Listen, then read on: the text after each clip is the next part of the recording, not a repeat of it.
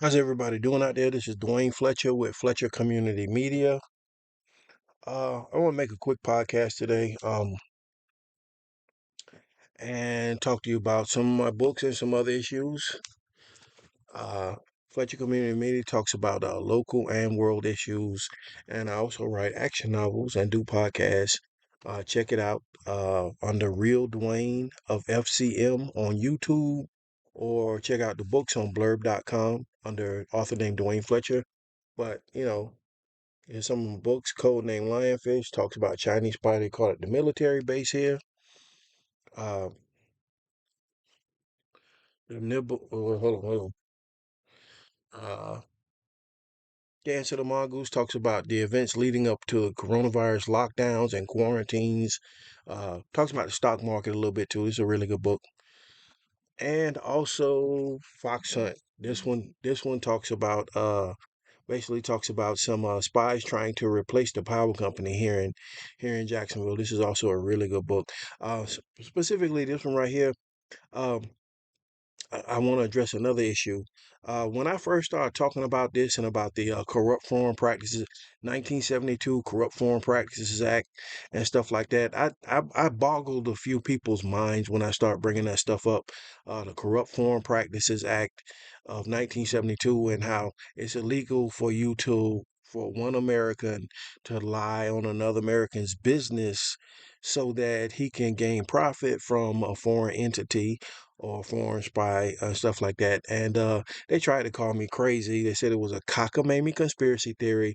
But fast forward 5 years later, they had to raid the warehouse that I was talking about in this book, which is a very interesting turn of events. I know what happened because um, I think that they're saying that Homeland Security is like next door to one of these factories, one of these warehouses, and basically they they probably turned a blind eye to what was going on because of who was talking, which is myself. So there's a lot of prejudice here in Florida, has especially in law enforcement where they don't listen to you because you're black and stuff like that, and they try and call you crazy. But 5 years later, they had to raid the warehouse that I was talking about in this book, Solar Panel Company.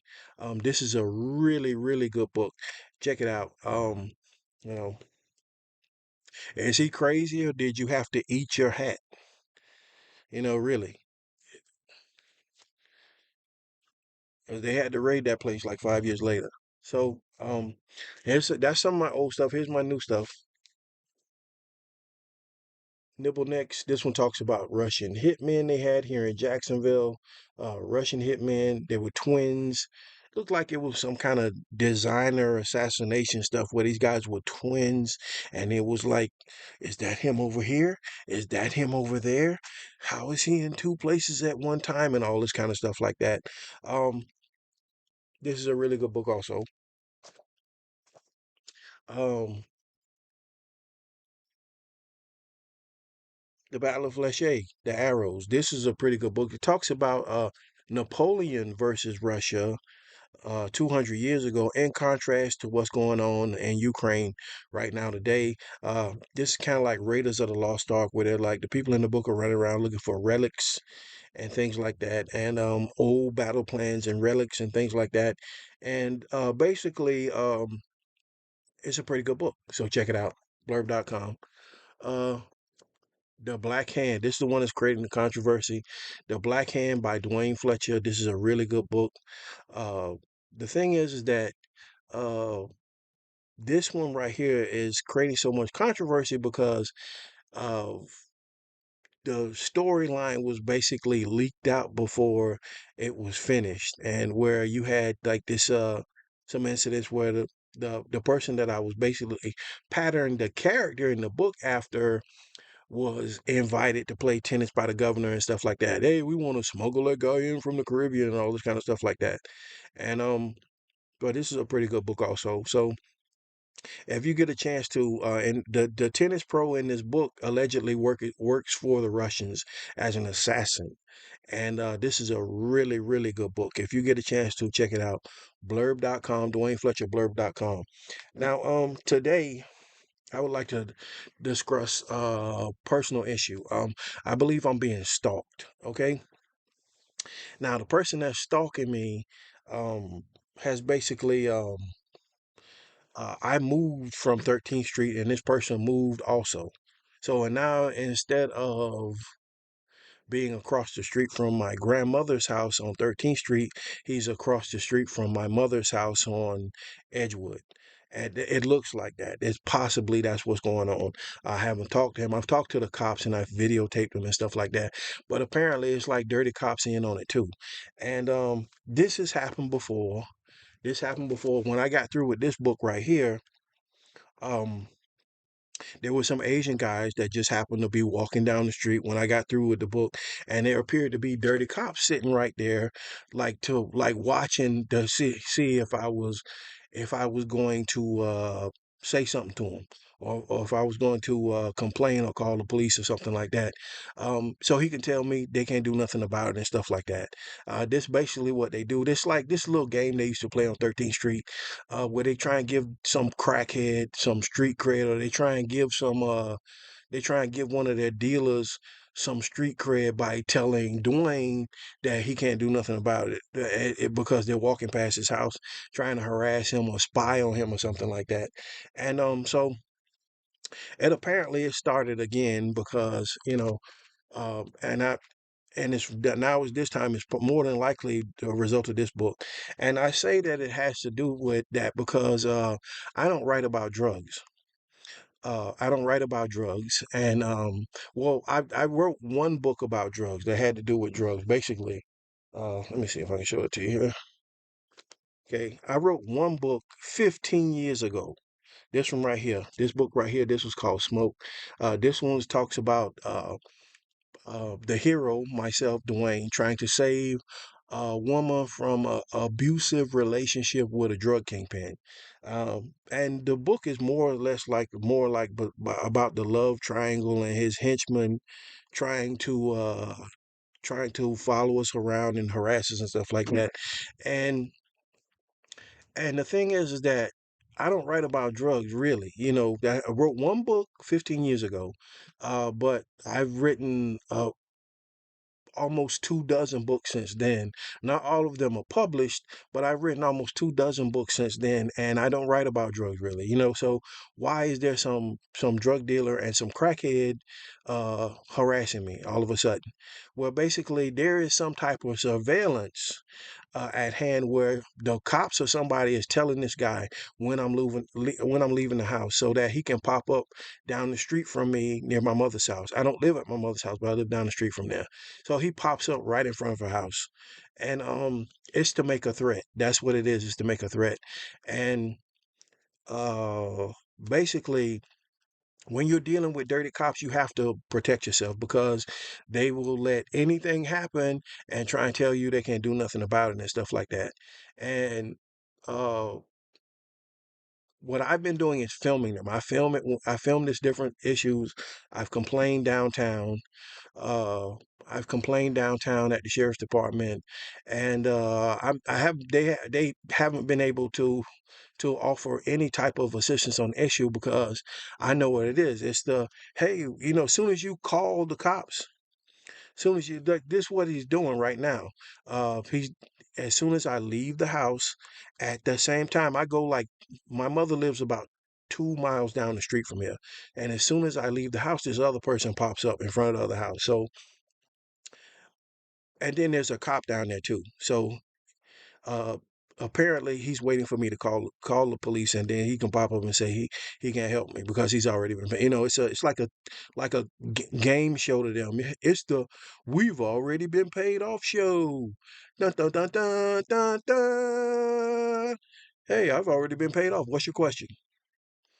You're not dealing with a normal policeman at this point. You're dealing with some asshole that's taken a bribe or something, has been instructed not to help you. And they've done this shit at the library a couple of times. Um, they've done this shit, and I go to the library a lot to use the Wi-Fi, and my truck was broken into. The computer system there goes haywire at times. There's some other issues at Family Dollar where someone dressed up like me and robbed the Family Dollar and all of this kind of shit like that. And more than likely, it's probably coming from a group of these individuals that's connected to the same dirty cops that I've been complaining about. Um, they stole a bike from in front of Winn Dixie. They robbed Family Dollar. Uh, they bootlegged a copy of my movie. Let me see if I got a copy of that movie. I got I got some movies because I didn't always write. I used to film documentary movies about stuff that's going on here in Jacksonville. Oh my God, let me see if I can pull this out without knocking everything down off my desk. But I used to film documentary movies a while ago, and they bootlegged a copy of my movie, and then they were selling copies of the movie. The the FBI ended up catching those guys, and I'm pretty sure it's probably the same people. And I remember when the guy was when he was bootlegging my movie, when he was bootlegging my movie that I filmed, this talks about 9/11 in New York and stuff like that, and some other stuff. Because I remember President Bush was here in Jacksonville when 9/11 jumped off and all that kind of stuff. He was over on Justina Road and all this kind of stuff like that. And the thing is that uh when they were bootlegging this, there was a bunch of people that came back to me and told me, say, hey, um, there's a guy dressed up just like you. He's down the street in the other parking lot of this strip mall, and he's asking for money for your movie and stuff like that. And I have a list of these people, and I want to ask them again. Some of you, excuse me, some of you know me, like some of you know me and came back to me and said that, hey, there's a guy bootlegging your movie and he's out in the parking lot. If you see them this time around again, please let me know. Please let me know if you see these people bootlegging any of my books or my movies and stuff. Please come back and tell me again, because we can't let some of this stuff happen that's going on. It's absurd, the lapsing of problems that's going on with the dirty cops and stuff like that. um so this is what's disturbing. Okay, down the street from here too on Edgewood Avenue is a huge converter box or transfer station owned by AT&T. Switching station, transfer station. It's owned by AT&T. And it appears that there's some type of secret under the table undercover argument about the AT&T equipment. Okay. Um, it appears that there's some type of definite argument going on back and forth about the AT&T equipment. And I know before I used to give uh, AT&T shit because I didn't know what was going on. And then I felt as though that some of their antics was overkill because I ended up getting in a Twitter war with Grant Hill a couple of years ago. I remember I talked about some stuff like that, but I didn't know what was going on. There's apparently a separate argument going on with AT&T and some of these other people that have to do with this switching station down the street where something happens to the phone line. Then AT&T comes out and fixes the phone line. And then said other fly-by-night company comes out and says they're fixing the phone line too. And then some other company comes out and starts digging and says they need to replace some other wires. And it's like one company comes after the other, and it looks like that's what they're arguing. And I think they're arguing about the phone lines because they want to steal the election again. Okay. I talked to y'all about this before. The election was never stolen from Trump. If anything, the election was taken back from him. That's what I believe because, um, and I believe that Trump had uh, the Russians or somebody here in town that basically I talked about this on one of the other podcasts about how they were how they were moved up here from Miami and they moved into the allegedly moved a company from Miami up here to Jacksonville, and they moved into the election headquarters that houses the election equipment. And so I talked about this before, and it looks like that's what they're doing again. And that's why, because, and I say this again, and the reason why I'm saying is because the person that's stalking me, he just happens to be related to this computer expert. So more than likely, and I believe these people might also be the source of my computer problems. Hacking my Twitter account. I noticed a bunch of emojis on my Twitter account I never use, a bunch of emojis and stuff on my Instagram that I've never used, and stuff like that. And it's like more than likely that this is who this is that's doing this, because they're stalking me around. And for more, they can't pretend to be you on the internet unless they're somewhere near you and stuff like that. So um hopefully they'll get to the bottom of it. I tried to talk to Homeland Security recently. um I tried to talk to Homeland Security recently, and they have not talked to me. I believe that that's a bad sign. And the reason why I say it's a bad sign, because the first time I tried to talk with Homeland Security a while ago about some incidents in this book, they took the meeting, and think went well. The rest is history, whatever. But this time they haven't talked to me. I think that's a bad sign, and I think it's because they might be possibly involved into trying to make some type of patsy. They whipped up this big bowl of patsy soup, and they don't want to let it go. So it's like, even though I'm writing books, even though I'm talking at the city council meetings, even though I'm filming a podcast, they still have their own idea of what I should have said. And they probably have made up something for me to have said, or made up some train of thought for me to have been on, and they don't want to let it go.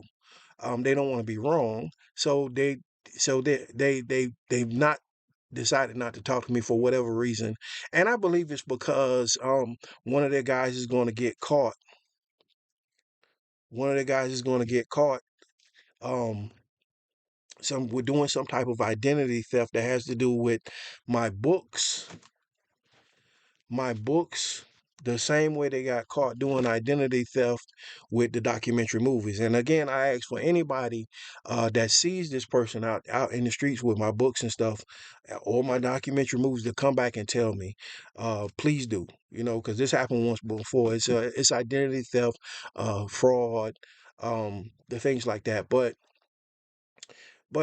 the thing is, hopefully we can get to the bottom of this, because it's getting absurd with the stalking and the harassment and stuff like that. Um, Now, that being said, I want to talk about what's going on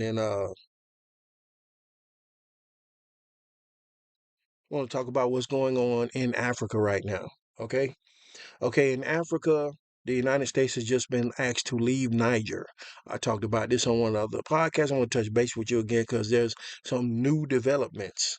Um, okay, as you know, the United States was just asked to leave Niger in Africa, um, Chad, uh, let's see,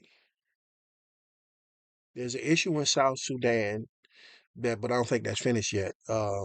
And Burkina Faso, and NATO and France have been asked to leave Burkina Faso and Mali. Um, and looks like next on the do not disturb sign is going to be Sierra Leone.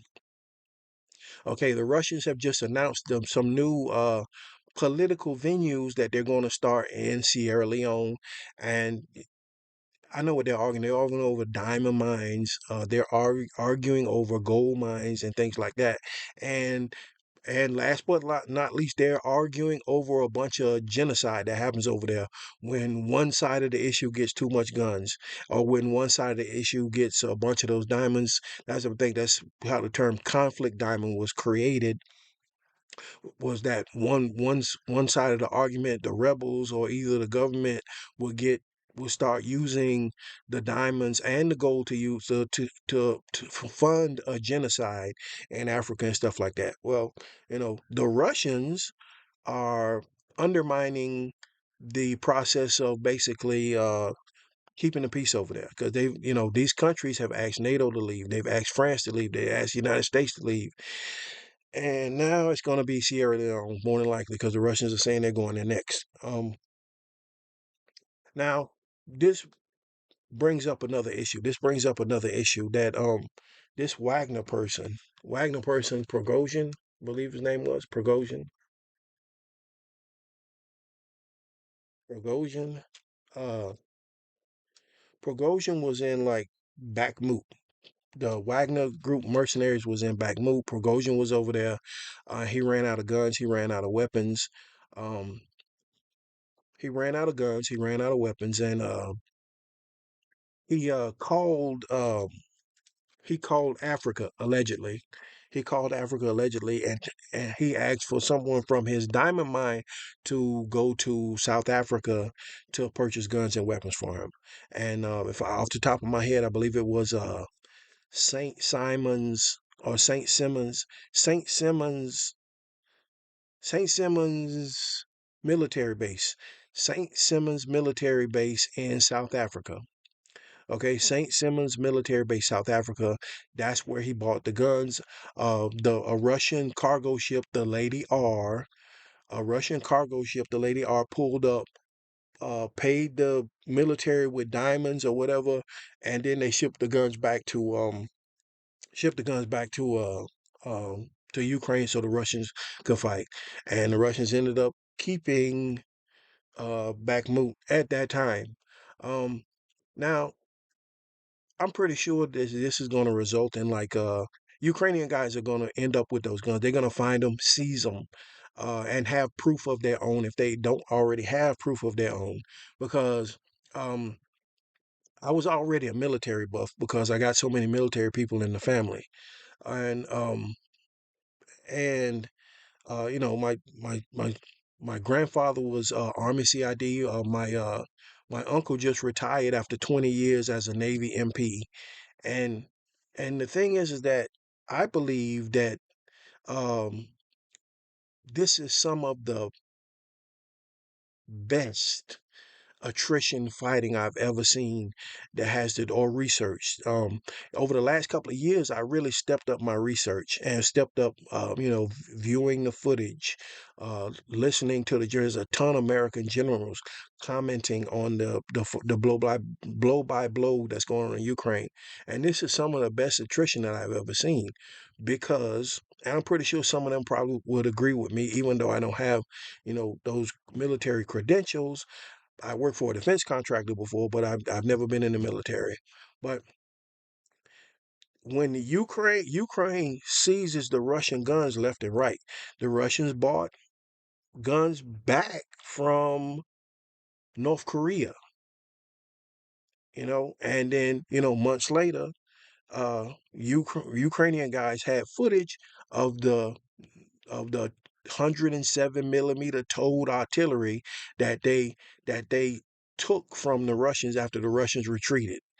And so more than likely they're going to find the South African guns, and that's over there, and they'll have proof, and then they can label these diamonds as conflict diamonds. Now, Prigozhin is supposed to be dead.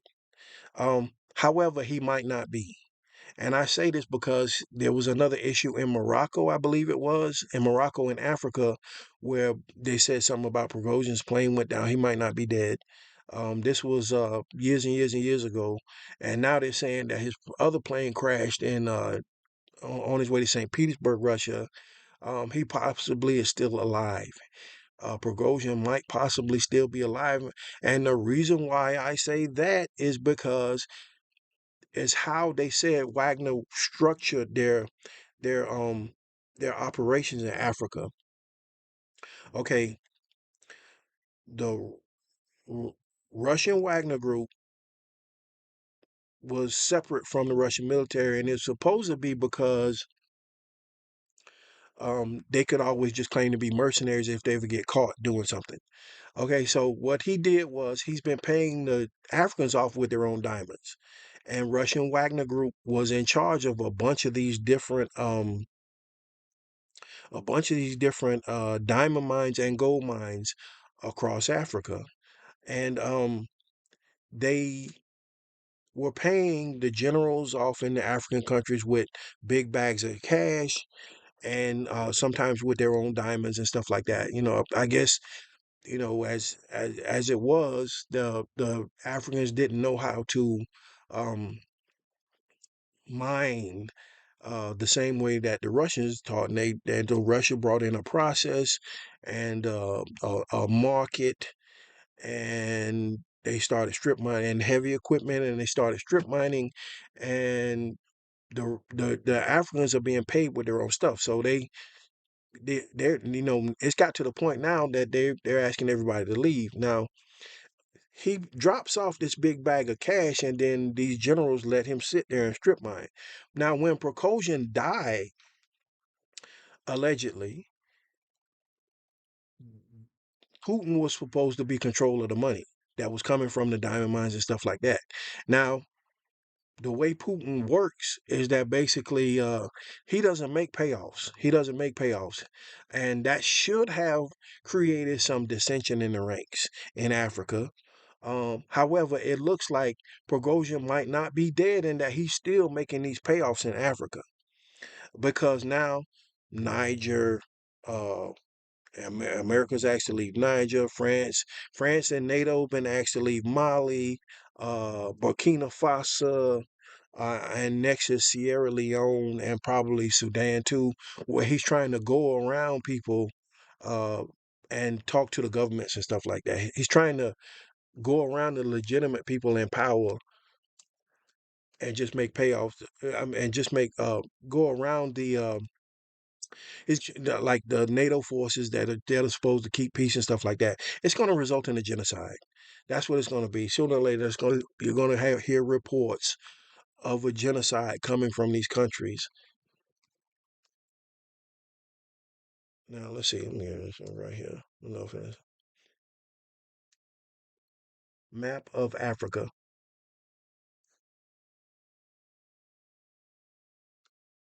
Okay, let's look at this right quick.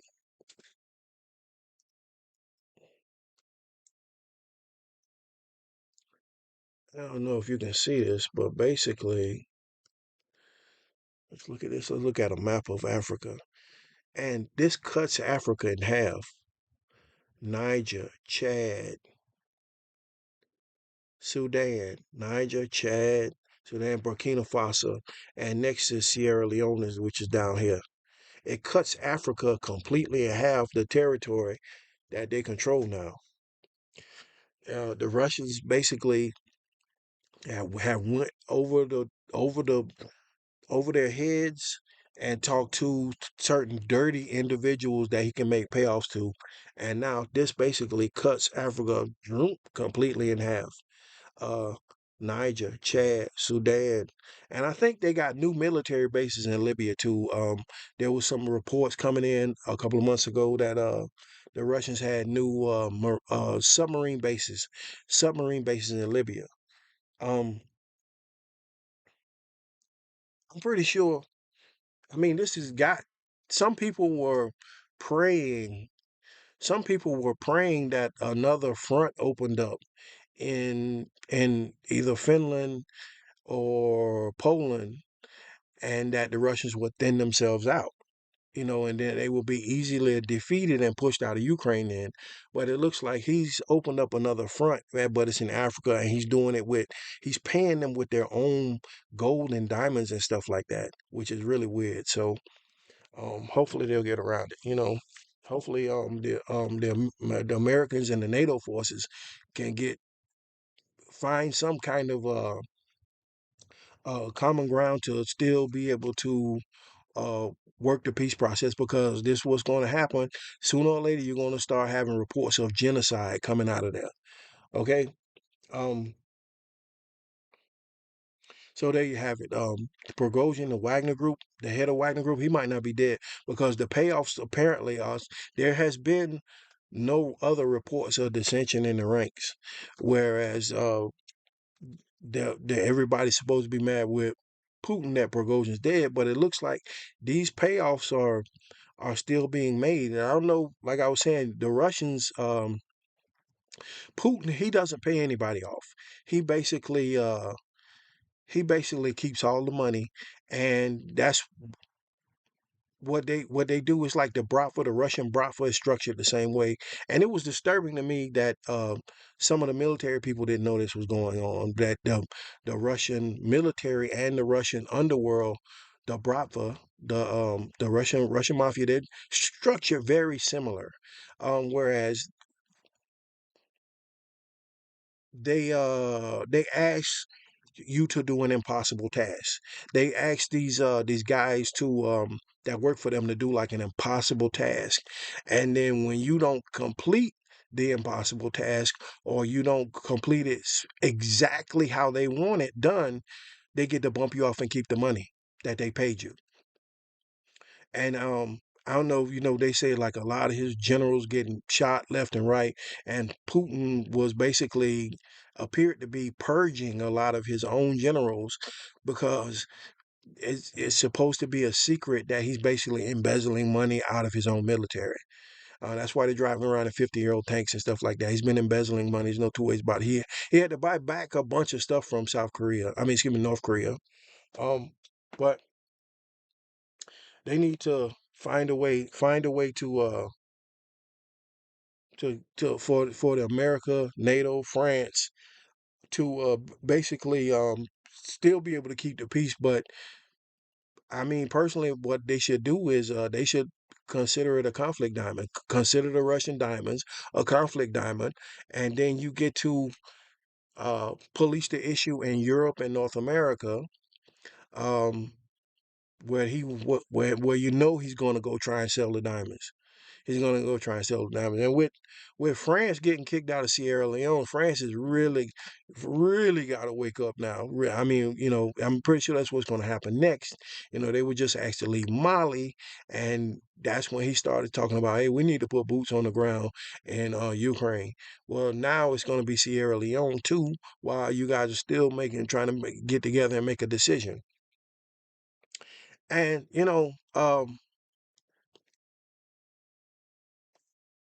one of the other things that I want to bring up too is that on a lighter note, well, There will be tennis in Africa now. There's tennis in Africa now. One of the Serbian tennis players, Novak Djokovic, he has just made statements last week in Madrid. He pulled out of Madrid. He's not playing in Madrid. Uh, However, he was talking to some reporters and he was talking about his new tennis venue that he wants to start in Africa. Okay, so there's going to be tennis in Africa now. And, there's going to be nobody there to police the genocides, but there'll be tennis now in Africa, according to Novak Djokovic of Serbia's new tennis initiative that he plans to start. Apparently, they're looking for some funding, sponsorship. They're looking for some sponsorship, and so they can create some kind of tennis foundation or something like that because he wants to he wants to grow tennis in Africa now. That's one of his new missions in life that he wants to do now. He wants to promote tennis in Africa. So this this is getting kind of weird. Now, like I was saying, France needs to really wake up because his sponsor Lacoste is from France. So, and a lot of times that as soon as you say something about one of these, I'm not saying it's him, but as soon as you say something about one of the Serbian guys, one of the first things you say, oh well, they sell drugs, they sell weed. That's not him doing that. Yeah, he sells weed, he sells drugs. And as a matter of fact, that more than likely it looks like because Governor DeSantis said something really spicy on the news. He was like, yeah, I want to smuggle that guy in from the Caribbean. So apparently there's some drug dealings with them. Hopefully somebody smarts up and puts them in jail. You know, you got a choice to make. Um, which side are you on? Whether you would, just let that kind of stuff take place. Um, and but you mean to tell me that France basically traded a diamond mine for a nickel bag of weed? So that's basically what you're saying. That that's what it looks like, because I know a lot of times as soon as you say something about the Serbian, one of the Serbian guys, that's what they say. Oh, well, they sell drugs. Well, that's why you're not paying attention to what's going on. So you've traded a diamond mine, because like I said, he's got a French sponsor, and they really blessed him over the years because he was winning. He has a French sponsor in the company Lacoste, and you know you can't go to Africa anymore. Um you can't use the diamond mines over there anymore. But Lacoste, your French company, Lacoste, that sponsors the Serbian tennis player, can go over there and smoke weed with the tennis players or whatever. I'm just not saying that's what's happening, but I'm not saying that allegedly. Of course, I'll say allegedly, but it looks like France just basically traded a goddamn diamond mine for a goddamn nickel bag of weed. And and it's absurd to say that things like that are going on. And hopefully they'll start to wake up, because it's it's hard not to say any further, to say nothing's going on when you've been asked to leave, and then something like this happens. You know, it's hard to say nothing's going on. Well, nothing's going on. Nothing's happening. Nothing's happening. It's hard to say that now. You've been asked to leave the country, but the clothing company Lacoste can come and make t-shirts for the African tennis players now. So this is crazy that all this stuff is going on. So hopefully they'll get to the bottom of it. I think that's it. That's all I had to say today. Um, I want to say shout out to some of the people where I get a lot of my information, do my research from. Shout out to Rock Raccoon in Poland, TVP Poland. They're on the front lines, churning out the news stories, and I watch a lot of their TV shows. Um, I watch a lot of DW News in Germany. They have some pretty good frontline stories that's going on, and I watch a lot of I watch a lot of the France 24. France 24 has also, these are basically like frontline reporters that cover a lot of the stuff that's going on in Ukraine. And, if World War III sets off, you want to know right then, in case it's nuclear and stuff like that. So I watch a lot of the news that's over there, and and things like that. But let's see, if you get a chance to check out my books, Fox Hunt, Battle of Flechet, The Nibble Necks, talks about Napoleon in Russia 200 years ago versus in contrast to what's going on in Ukraine today. Is a really good one. This one, like Raiders of the Lost Ark. Um, the Nibble Next talks about Russian hitmen uh, going on here in Florida. I want to say too, and I want to bring this up too. About what I was talking about earlier. I don't really write about drugs. I'm not saying it's beneath me. I've written a book about drugs once before, but that was 15 years ago. But you know, we got the governor talking about smuggling in somebody who possibly might be an assassin for the Russians. We got we got spies trying to replace the power company with some oligarch moves. We got Chinese spies running around the military base. We got coronaviruses stuff going on, and I just feel as though there's stuff that's more important than writing about drugs. So I don't really write about drugs at all. So what I couldn't understand, like I was saying, I couldn't understand why is there somebody after me? It's a FAR violation. This is a big, huge FAR violation, and hopefully, the cops will stop taking these payoffs, or hopefully this time they'll catch the cops taking payoff from one of these guys, and they'll be able to, rub their nose in it a little bit, like, so so they'll stop doing it, so. But anyway, that's all I had to say for today. Let me make sure. Yep, that's it. So check it out. Blurb.com. Duane Fletcher, blurb.com, blurb.com, Duane Fletcher, blurb.com. And if you get a chance to purchase some of my books, if you see somebody out with copies of my stuff, please come back and let me know. If you see somebody out with copies of my stuff, please come back and let me know. Like last time that you did, that the people of Jacksonville did, when the guy was trying to bootleg my movie about 9/11 and all that kind of stuff like that. And and I believe it's being done professionally, and the the FBI was called in, and they arrested the people last time. Hopefully something like that'll happen again this time also, because like I said, it's identity theft and things like that involve fraud. And I don't want to get sued. I don't want nobody coming back to me talking about, hey, I gave you some money. No, you didn't. No, you didn't. You gave somebody pretending to be me some money. That's what happened. You gave somebody pretending to be me some money. Hey, I gave you some money. What happened to that money? I donated to you. No, man. You gave somebody pretending to be me some money or something like that. That's what you did. So somebody, please, if you see him, come back and tell me, please. Just like last time with that, what happened with like 5 or 6 people came back to me and told me somebody was bootlegging my movie and stuff like that. And that's all I had to say. Have a nice day, and that's it.